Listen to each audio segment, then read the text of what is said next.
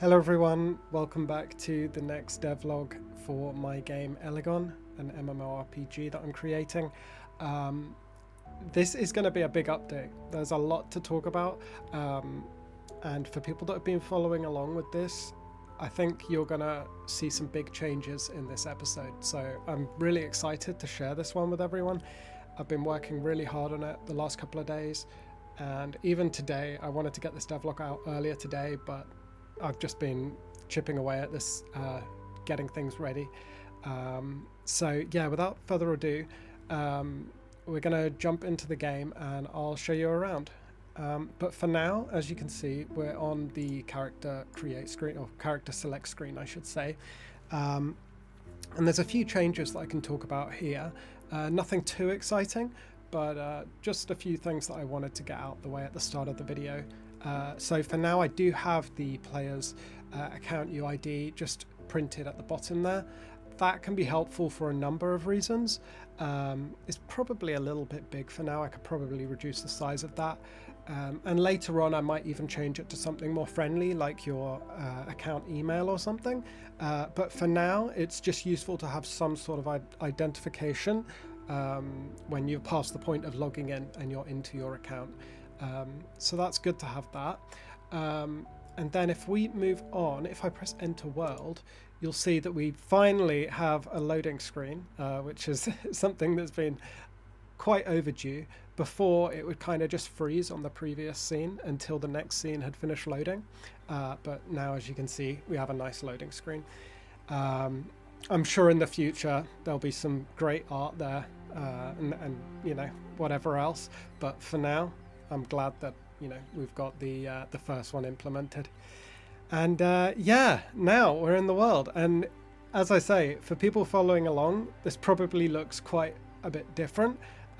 It probably looks quite a bit different, but also quite familiar at the same time. So we're still in the first zone.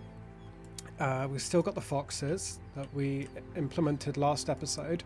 We've got the wolves. So foxes are passive, non-aggressive, and then we have the wolves that are aggressive. But you'll notice the map is looking a lot bigger, right? Before there were sort of like mountains and hills almost hugging you into this starting area, and that was kind of deliberate, because the map was a lot smaller. But after reading your guys' comments and also just considering things for myself, I've decided to make the map almost 4 times as bigger. So that means each zone is going to be approximately 4 times as big as it was originally planned to be.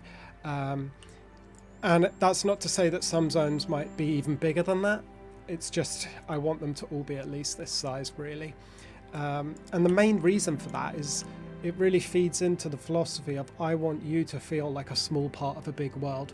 I don't want it to feel like you're in some sort of theme park that you're just walking around and you're going from ride to ride, I want you to feel like I said in the previous video, I want it to feel great when you get your mount, right? Because it's not going to take you 5, 10, 15 minutes to run where you want to run to. You're going to have a mount. So yeah, I want to make the world feel significant, I suppose. And a big part of that is, not being able to see what's quite on the horizon or what's around the corner. I think that's what kind of makes me and a lot of other players excited about being in these online worlds, right? So hopefully you guys are as excited as I am about this change. I think it was kind of necessary, to be honest. The previous map was quite a lot on the small side, and this is just going to give us a lot more space for gameplay and questing, and I think it's going to make things a lot more enjoyable. So when we do come to playtesting next month, the plan is still next month. Obviously that's still contingent on how fast things move with Steam, but the playtesting will consist initially of just this first zone, but that this first zone is quite a lot bigger than it originally was. So I mean, even now you still can't even see way off into the distance. Another thing that I've been working on as well is, I mean, this is an ongoing thing. This is just something I'm always going to be tweaking around with, is the lighting, and just the general environment. Now, this is something that's going to change from zone to zone, depending on the feeling that I want to go for, the type of atmosphere. So those of you that have played like World of Warcraft, for example, you'll know that like a zone like Duskwood has a very different atmosphere to, I don't know, something like the Barrens, right? And they're both great. They both give you a different sort of feeling when you're playing through that area, and that's kind of what I want to go for. I want different zones to really have their own feel. So yeah, just in terms of this first zone, I'm really trying to go for that sort of amber look, whilst also trying to keep it somewhat familiar, because it is ultimately a starting zone. I don't want to go too crazy on the starting zone. I'm sure, you know, later zones, higher level zones, will have a lot more creative liberties, let's say. They're going to be quite fantastical and immersive and you know, wonderful in their own ways. But for this first zone, I really wanted sort of like a base starting point that is almost like comfortable to log into, and it's a nice introduction to the game, right? This is almost like the Shire that you step into before you go out into, you know, whatever awaits you next. So yeah, let me know what you guys think. I'm thinking I'm going to reduce this volumetric fog a little bit, especially now that the map is a lot bigger. I think we can get away with reducing it, because even if I reduce it, you're still not going to be able to see the horizon, which is fantastic. So yeah. But moving on, another thing that I've been working on is I've been trying to just improve the visual quality of the actual assets itself. So I've been playing around a little bit with the grass. The grass is very similar in terms of these meshes. We have moved to a new grass material for the actual ground. I think that this one's a lot nicer than what I was previously using. And it really fits the aesthetic that I'm trying to go for this game, which is that sort of hand-painted sort of look. And we got the same for the dirt path here as well. So this is also, it's got that sort of hand-painted, almost rustic fantasy look that I'm going for. So yeah, just a few sort of environmental improvements there that I'm very happy about. But I almost, yeah, I should have carried on running as I was talking, to be honest, because this zone is so enormous. Trying to show you the whole thing in one video is gonna take a little bit of time. I think perhaps what I might do is I might have to add some sort of early mount in the future, so that I can just get around and show you guys things. Because I don't really want to be like flying around in these devlogs. I want to sort of give you guys a feel for the game as much as possible. That's actually an area from a previous devlog, which is the entrance to the second zone, which is more of a snowy environment. So if you have been following along, you can kind of gauge like that was where we spawned. And then that's where we would run to, the snow. So now we've got all of this. So we've got so much more space now. And yeah, and the server and the networking code has been really holding up great. I've been slowly implementing more and more entities into the world, and all these entities are doing actions constantly, and the world is simulating it very smoothly, very nicely. I'll show you that, guys, in a second as well, because I know that was a problem before. The enemies were looking a little bit jittery, and that's now been fixed as well, so I'm very happy about that. But yeah, here I was just playing around with a bit more world building. So we've got a nice lake here. There will be swimming coming in the future. Don't have swimming just yet. Also, there will be, of course, fishing. That's not here yet, though. But yeah, if we head back quickly, I'll show you guys. Oh, and whilst I remember, this is a bit of a boring one, but I'll share it anyway. If we press escape, we go to settings. We now have settings.